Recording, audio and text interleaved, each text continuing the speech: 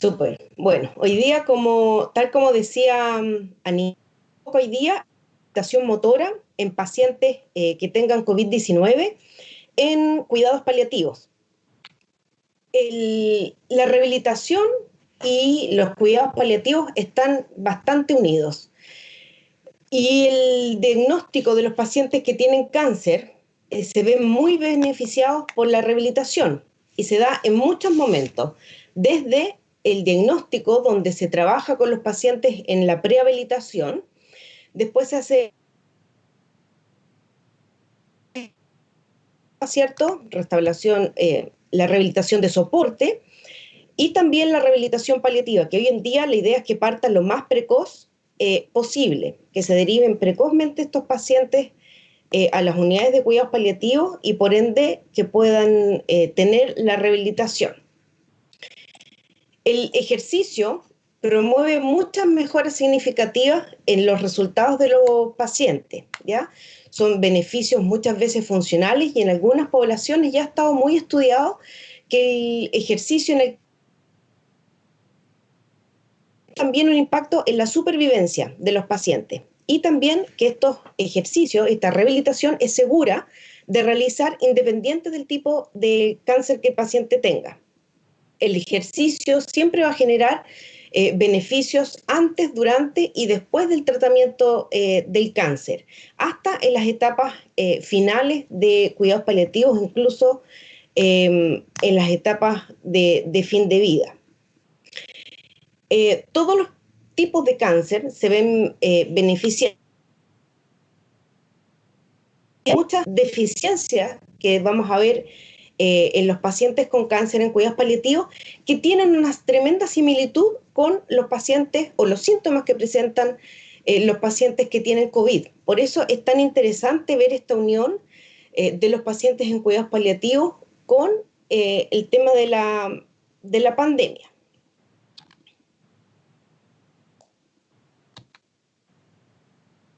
Ahora, hubo una revisión sistemática ahora en agosto del 2020, donde revisaron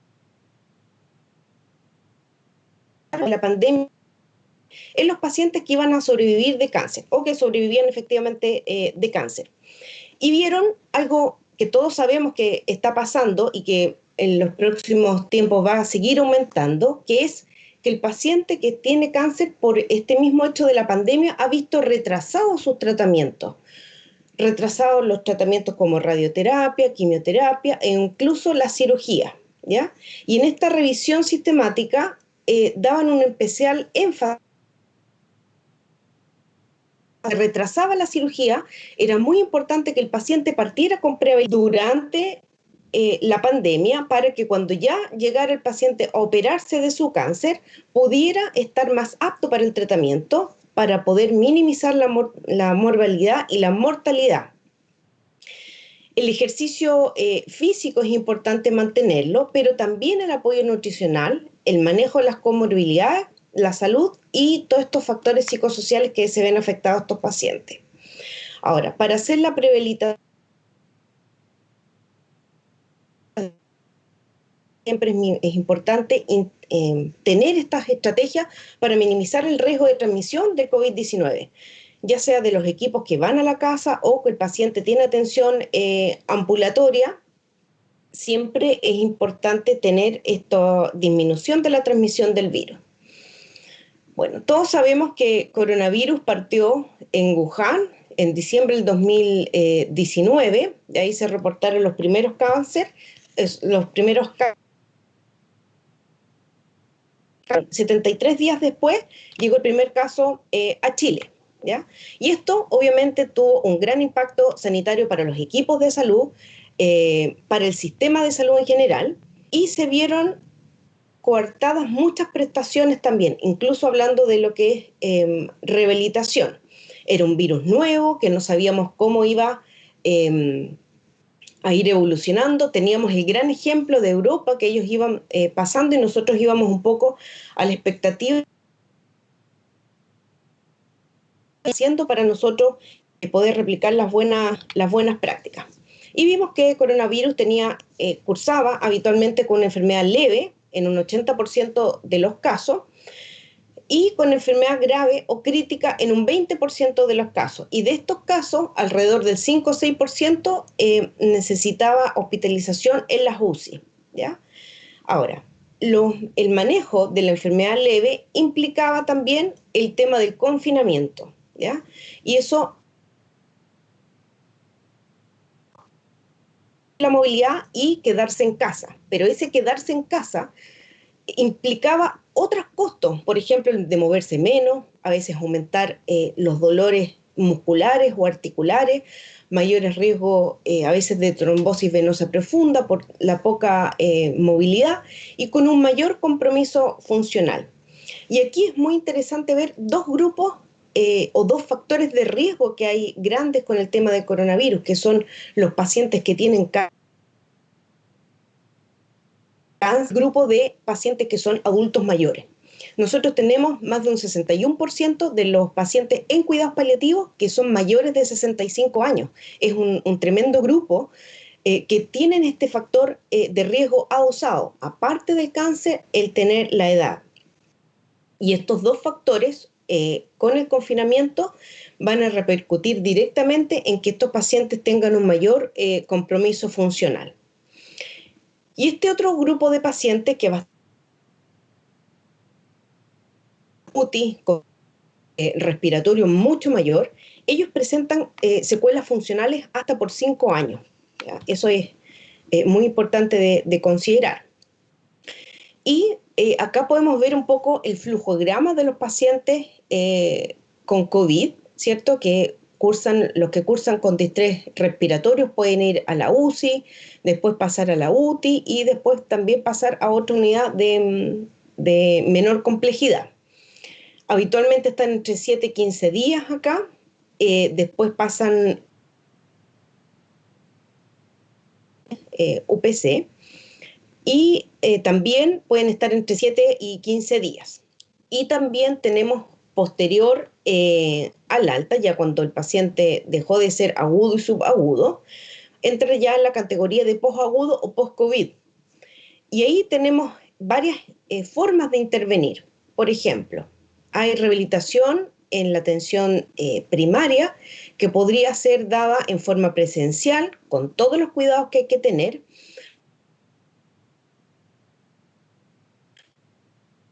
Visto que se ha desarrollado muy grandemente lo que es la telerehabilitación. Rehabilitación a distancia, ¿cierto?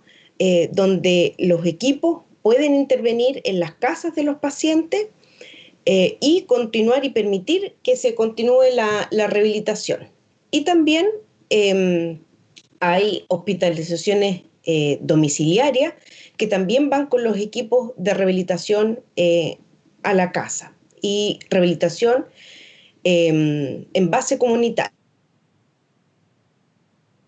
Entonces, acá tenemos la rehabilitación domiciliaria hospitalaria, que muchos equipos ya tienen fonoaudiólogo, nutricionista, terapeuta ocupacional, y la rehabilitación, ¿cierto?, ambulatorio de nivel secundario, que puede ser en forma presencial o a distancia. Y después ya a largo plazo, el paciente se va de alta. Y esto es como un poco el flujograma que presenta el MinSal, ¿ya?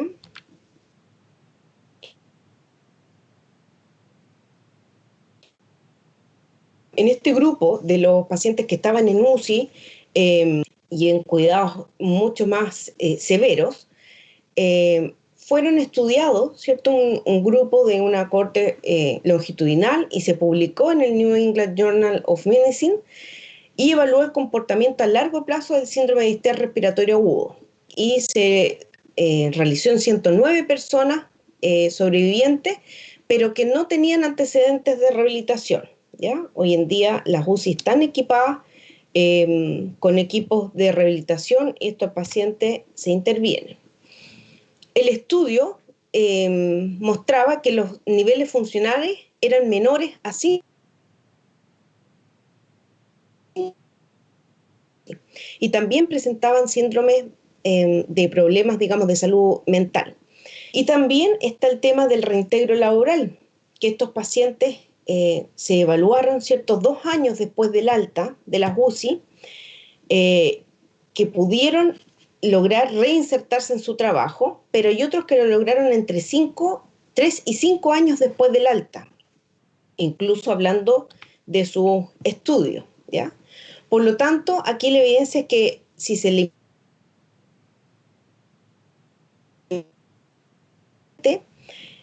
y una calidad de vida reducida a los 5 años del alta, ¿cierto? Si no es intervenido este paciente, se mantiene esta debilidad adquirida en las UCI, asociada a este compromiso neuromuscular, que esto no solamente es en tema COVID, en otras, digamos, patologías también se da, que estos pacientes hay que rehabilitarlos. Y ahora, en relación a las secuelas del COVID-19, en la parte física que tenga el paciente y funcional. O sea, es importante que el paciente al menos pueda hacer sus ABD y pueda tener el autocuidado, ¿ya? También hay muchas secuelas desde el área cognitiva y los pacientes muchas veces cursan con delirium cuando están hospitalizados. Imagínense que nosotros en cuidado paliativo de por sí ya tenemos un alto número de pacientes que cursan delirium, pero esta hospitalización y con las patologías que genera también también que hay que intentar frenar y tratar. El compromiso neurocognitivo también a largo plazo es algo que hay que preocuparse y ahí se requiere el compromiso de todo el equipo de rehabilitación, desde los fisiatras, terapeutas ocupacionales, que es muy, muy importante su labor, los fonoaudiólogos, los nutricionistas, los psicólogos también hacen una labor muy importante en la rehabilitación de estos pacientes. Y desde el aspecto psicológico, cursan con mucha ansiedad, síntomas depresivos, trastorno de estrés postraumático, aislamiento social,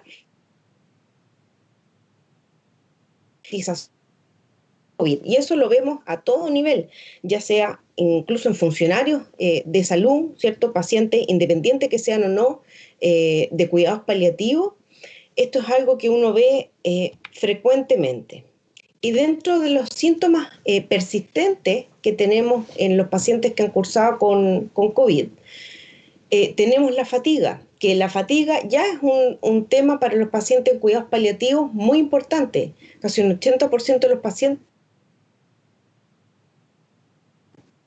¿ya? Y aparte se suma esta fatiga por desacondicionamiento. Pueden presentar disnea también, dolor articular, dolor en el pecho, tos, dolor muscular y cefalea, ¿ya? Todo eso va a generar mucho impacto en la calidad de vida y limitación en las actividades de la vida diaria básicas y también en las instrumentales. Y también va a tener una importante restricción en la participación en las actividades normales que ese paciente hacía, incluso con la misma familia. Almorzar en conjunto con la familia y movilizarse dentro de la... También se habla de un concepto que es la toxicidad financiera, porque muchas veces con el tema de la pandemia hemos visto que las personas disminuyen sus ingresos económicos. Y aparte, como les mencionaba, los pacientes que estaban hospitalizados y salieron, digamos, de su casa, tienen un problema de que les es difícil reintegrarse a su trabajo o a las actividades que del cansancio. Es algo que uno ha visto incluso en los compañeros de trabajo, que les ha costado bastante reincorporarse al tema del trabajo por la fatiga que genera el COVID.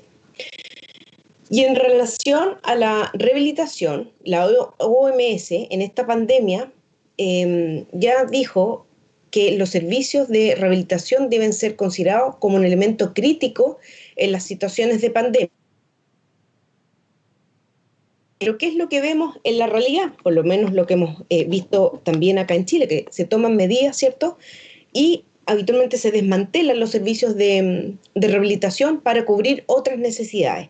Para ver, por ejemplo, APS se dedicó más a la trazabilidad, al seguimiento telefónico. Muchas veces se ocuparon los espacios que eran de rehabilitación para poner cama y hacer un servicio para hospitalizar esos pacientes, ¿ya? Pero es importante que los servicios de rehabilitación se mantengan y se pelea un poco con este paradigma antiguo que la rehabilitación se da al final de esta curva salud-enfermedad.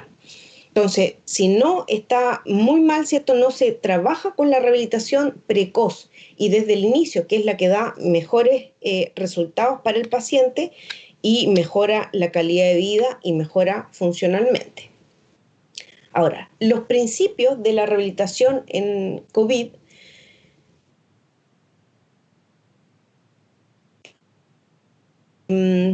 acá, que dice la rehabilitación tiene que ser específica, también tiene que ser humanizada y también respetando la voluntad de los pacientes, tiene que ser accesible y acorde al momento que el paciente lo necesita y basada también en lo que es la evidencia disponible. Y esto también es algo que está en continuo desarrollo, porque no tenemos estudios y evidencia de las secuelas que tienen a más largo plazo los pacientes. Por lo tanto, esto es algo que va a ir en evolución. Ya se han hecho y se han hecho protocolos, varias cosas para tener evidencia, para poder tener un lineamiento en común para tratar a los pacientes. Pero esto estamos de acuerdo que va a ser en evolución. La idea es que la rehabilitación pueda ser continua, que la rehabilitación sea desde el diagnóstico del COVID, sea atendido ese paciente en forma hospitalizada, en la UCI, en la sala, posteriormente, si es que es necesario hacer una transición con hospitalización y según la categoría que tenga el paciente, si es leve, por ejemplo, podrá continuar en atención primaria o ir a atención secundaria en forma ambulatoria o a través de telerehabilitación. Tiene que ser oportuna, ¿cierto?, para que intervenga lo más pronto posible y disminuir los déficits, que sea valorable, que sea inclusiva, intensiva e interdisciplinaria. Acá es súper importante tener claro que uno no trabaja solo. Ya en paliativo tenemos esta cultura, ¿cierto?, de trabajo en equipo y en equipo interdisciplinario. COVID debería ser igual. Y también tiene que ser dosificada. Los pacientes no toleran mucha cantidad de ejercicio, por lo tanto, tenemos que dar los ejercicios de forma adecuada y pausada. Entonces, esta rehabilitación, la idea es que sea continua, ¿cierto? Desde lo intrahospitalario, desde la debilidad adquirida en la UCI, desde el delirium. La idea es que estos pacientes sean movilizados en forma precoz,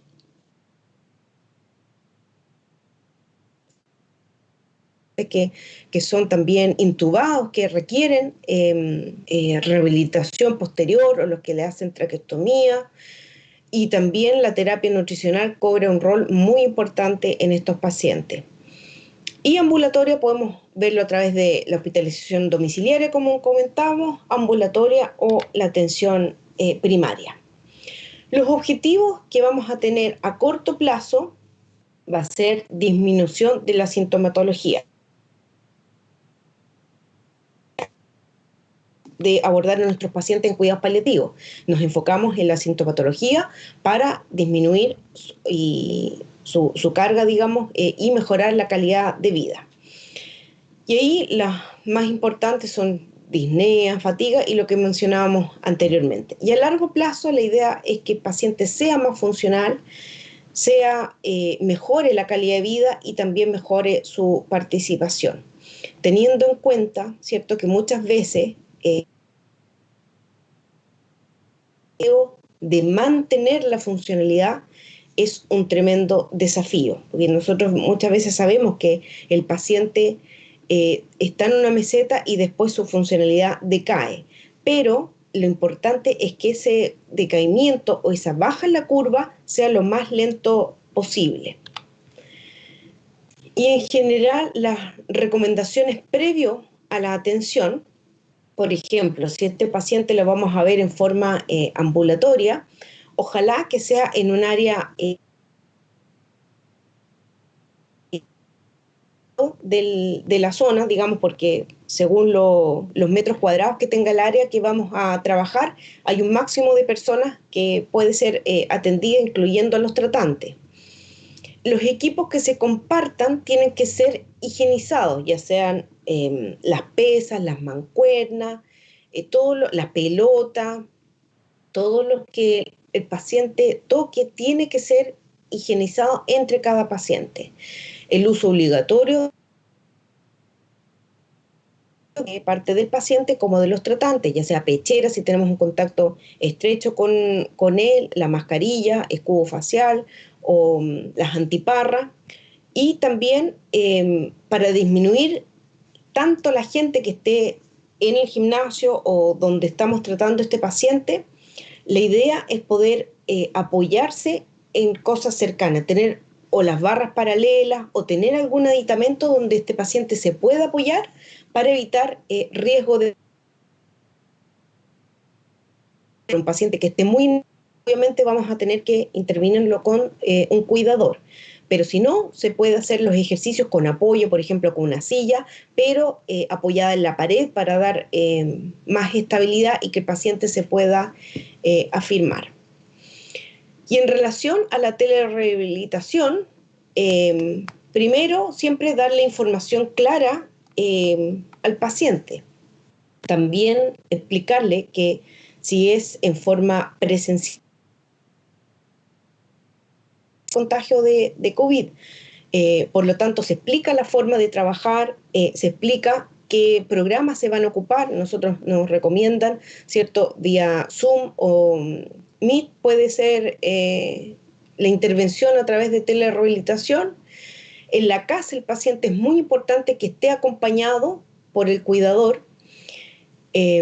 Esta atención de telerehabilitación va a ser posible siempre y cuando el paciente o el familiar que está con él tenga tecnología y tenga los implementos básicos, o un celular, tenga internet con un mínimo de banda ancha, ¿cierto?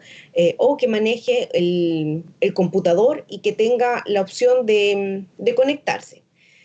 Ahora, si el paciente, por ejemplo, no tuviera ese manejo de la tecnología, se podría cambiar a una llamada telefónica, ¿ya? Y si el paciente tampoco logra manejar esa forma, digamos, de comunicarse, ya importante trabajar y mantener, ¿cierto?, lo que es la privacidad y la confidencialidad de esa atención. O sea, tenemos que resguardar que nosotros estemos en privado con el paciente, que no se escuche la conversación, el resto de las personas, ¿cierto? Y que él en su casa también haga lo mismo, que él esté en un lugar privado eh, para poder hacer esta telerehabilitación. Tiene que haber un consentimiento informado. Hacer, muchas veces hacemos una primera sesión presencial para firmar estos documentos y de ahí se continúa con telerehabilitación, pero hay otros pacientes que podrían, por ejemplo, firmar este consentimiento informado y escanear el documento para que quede archivado en la ficha clínica. Todo tiene que quedar resguardado y anotado en la ficha del paciente. Y el ambiente también tiene que ser adecuado nivel de luz, que no haya ruido, y también con seguridad.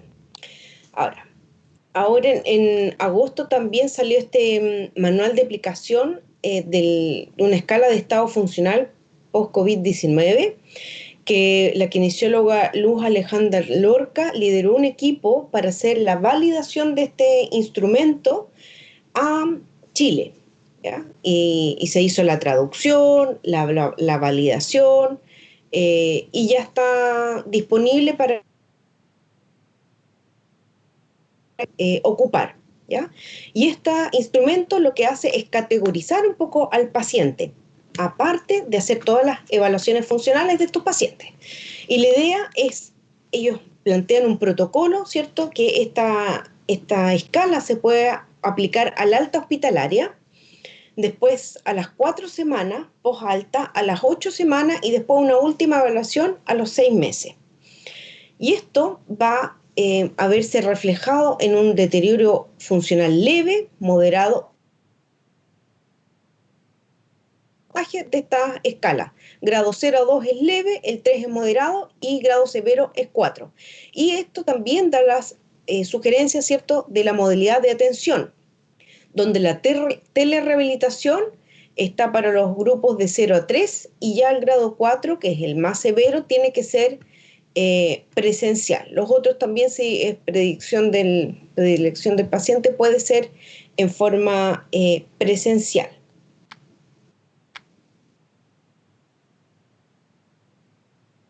Dos fases, digamos, o dos formas de aplicarse.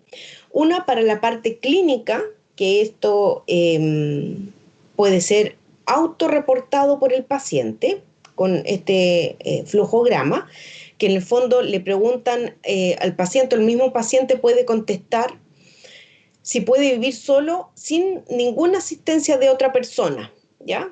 En relación a, por ejemplo, comer, caminar, usar el baño, manejar rutinas diarias de higiene de manera independiente. Si el paciente no es capaz, y si lo puede hacer, se le pregunta si hay tareas o actividades en el hogar o en el trabajo las cuales ya no es posible realizar por sí mismo. Y si eso, la respuesta es sí, ¿cierto? Es un grado 3 y si no, uno le consulta sobre los síntomas, si es dolor, depresión, ansiedad. Y si no tiene, es grado 0, ¿cierto? Sin limitación funcional. Y acá le podemos preguntar si necesita evitar las actividades para extenderlas en el tiempo, en el fondo por la fatiga y el cansancio. Si no necesita descanso es grado 1 y si lo necesita es grado 2. Y también uno le puede preguntar opcionalmente cómo era su estado funcional antes del COVID-19 para tener un poco la comparación del impacto de la enfermedad. Y también paciente se le puede pasar esta plantilla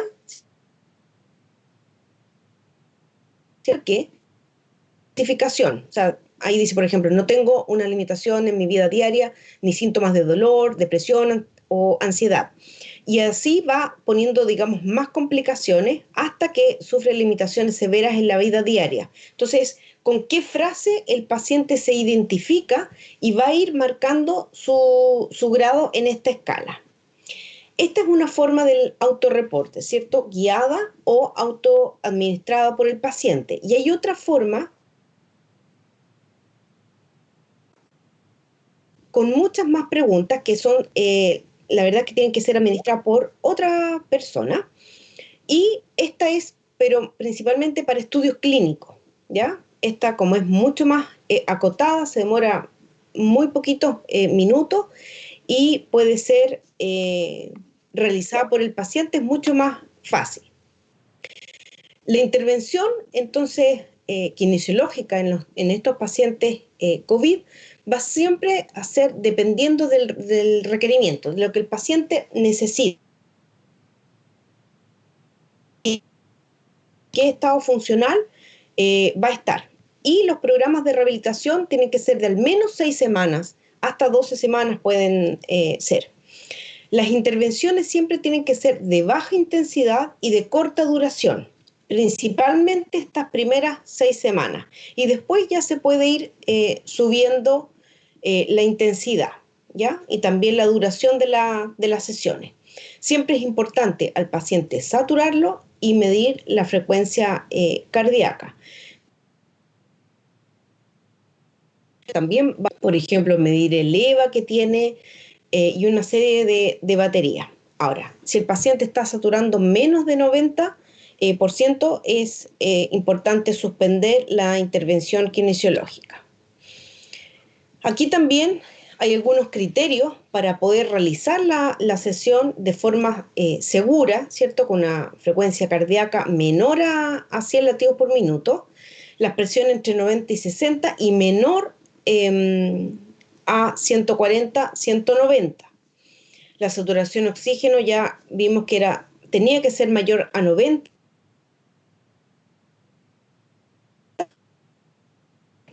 Y cuando vamos a suspender el ejercicio físico con temperaturas mayores a 37,2, si se exacerban los síntomas respiratorios y si aparece una fatiga que no se alivia después del descanso, ¿ya? Y para la evaluación vamos a evaluar la funcionalidad aplicando escala de Bartel, las escalas de FIM y también de ABD con las escalas de CATS. Para evaluar la fatiga tenemos el Fatigue Assessment Scale, que es el FAS. Para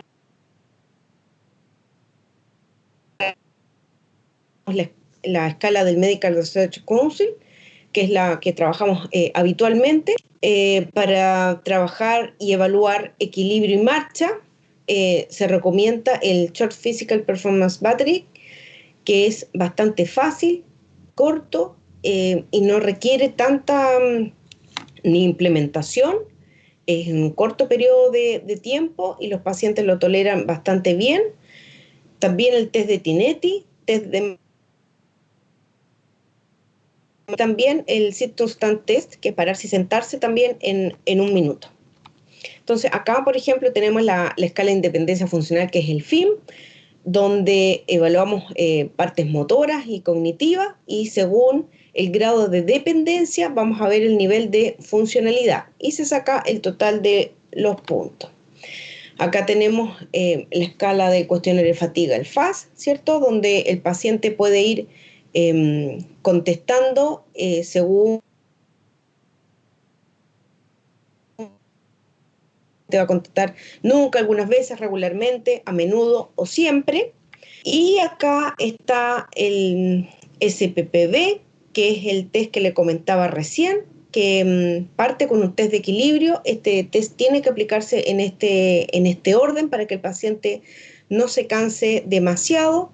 El test de equilibrio es de tener los pies juntos durante 10 segundos, o en semitándem o en tándem, y si va cumpliendo pruebas, va avanzando. Si él ya no lo puede hacer, se va al test de velocidad de marcha, y que se le pide al paciente solamente caminar 4 metros y se evalúa el mejor de los 2 intentos. Y después se hace el test de levantarse de la silla, donde el pretest es solamente que se levante de la silla una vez, y si lo puede realizar pasamos a la prueba, que son 5 repeticiones, y se toma el tiempo que el paciente demora. El entrenamiento va a ser en base a caminatas, puede ocuparse cicloergómetro de piernas también, o marcha en el lugar.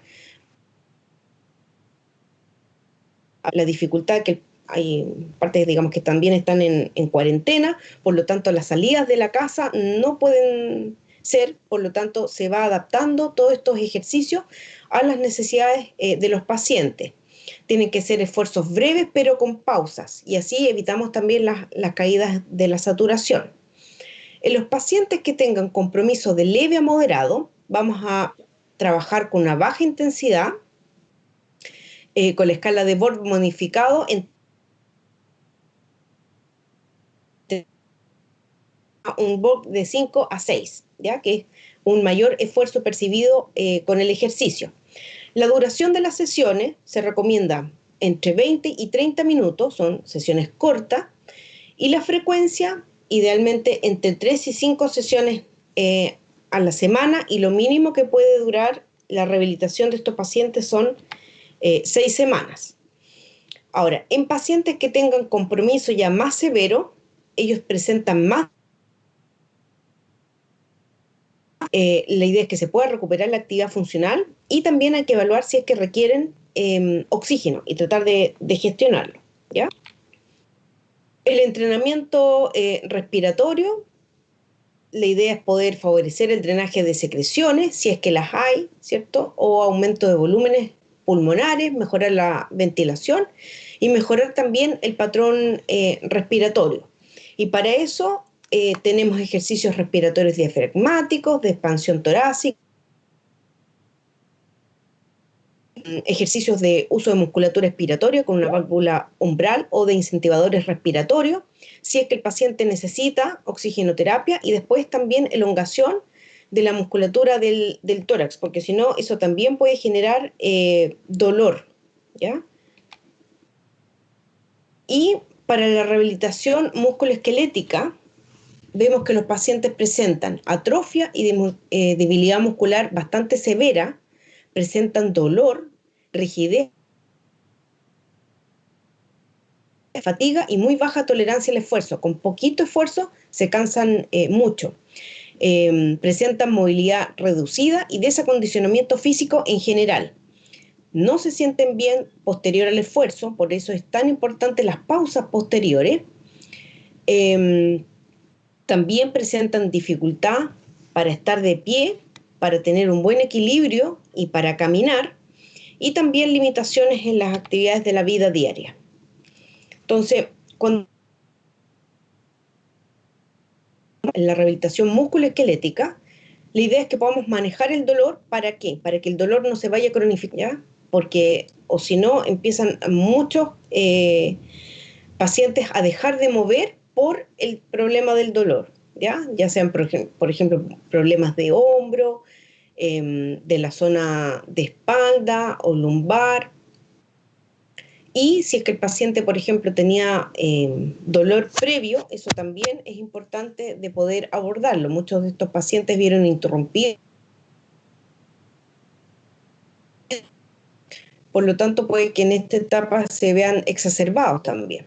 Ejercicios de flexibilidad se pueden realizar, elongaciones que sean muy suaves, y se pueden realizar esto en todos los estados funcionales de la persona, ¿ya? Con una tensión máxima que sea tolerable, y estos ejercicios nunca van a doler. Puede el paciente sentir una tensión máxima, pero nunca dolor. Y estas elongaciones es importante mantenerlas entre 10 y 30 segundos. Si las no va a tener ningún impacto, ¿ya? Lo que se estira, la musculatura va a volver a su longitud anterior. Pero de 10 segundos en adelante nosotros ya no estamos asegurando que el paciente puede ya tener un beneficio con esto. Se hacen unas 3 o 4 repeticiones con un descanso entre ellas. Y de los ejercicios de fortalecimiento muscular son muy importantes para prevenir la fatiga. La idea es que sean de los grupos musculares más grandes, entre los miembros inferiores y miembro superior, para que el paciente se canse menos. El equilibrio y el balance estático y dinámico es muy importante trabajarlo también para evitar los riesgos de caída y que el paciente tenga mejor funcionalidad. La reeducación de la marcha y ayudas técnicas se realiza en personas con riesgo de caída, idealmente unas 2 o 3 veces por semana, y la idea es que estos pacientes ayudas técnicas, si necesitan bastón, andador, o si el paciente necesita una silla de ruedas, o también podemos hacer adaptaciones para el hogar, por ejemplo, un alzabaño, levantar un poco la altura de ese baño para que no le cueste tanto al paciente pararse, las agarraderas, ya sea en la ducha, al lado del baño, o el paciente pueda tener, por ejemplo, necesitar alguna otra. Y en las intervenciones, los pacientes que tengan alteraciones funcionales severas, la recomendación son 2 sesiones semanales, pero que tengan 48 horas de descanso entre cada una. La duración siempre tiene que ser menos de 60 minutos, y se puede hacer una serie solamente de 10 a 15 repeticiones y de 2 a 4 grupos musculares. La idea es que el paciente logre descansar 2 minutos entre los ejercicios y que pueda comenzar con ejercicios de intensidad leve a moderada. Ahora, cuando tenemos pacientes con alteraciones funcionales de moderadas a leves. Tenemos de 2 a 3 sesiones semanales con 24 horas de descanso, ya tenemos menos descanso entre las sesiones. La intensidad puede ser ya vigorosa, entre un BOR 5 a 6, según lo que el mismo paciente percibe, o puede ir aumentando o progresando a un BOR más alto, de 7 a 8. Ahora, la progresión de estos cambios, ¿cierto?, tiene que para permitir y dar tiempo al paciente que se vaya adaptando y que no se vaya a descompensar. Y la reevaluación a las 6 semanas se puede hacer las actividades de la vida diaria a través del índice Bartelo de CATS, la funcionalidad con esta escala también de funcionalidad, ¿cierto? El PSFS, y la valoración de la percepción del esfuerzo a través de BOR, que eso se va a ir monitorizando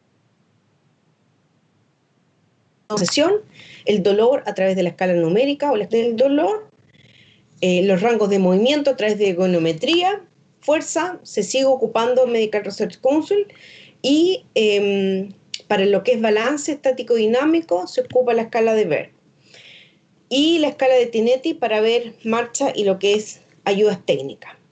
Y después de las 6 semanas se va a continuar evaluando al paciente con el SPPB,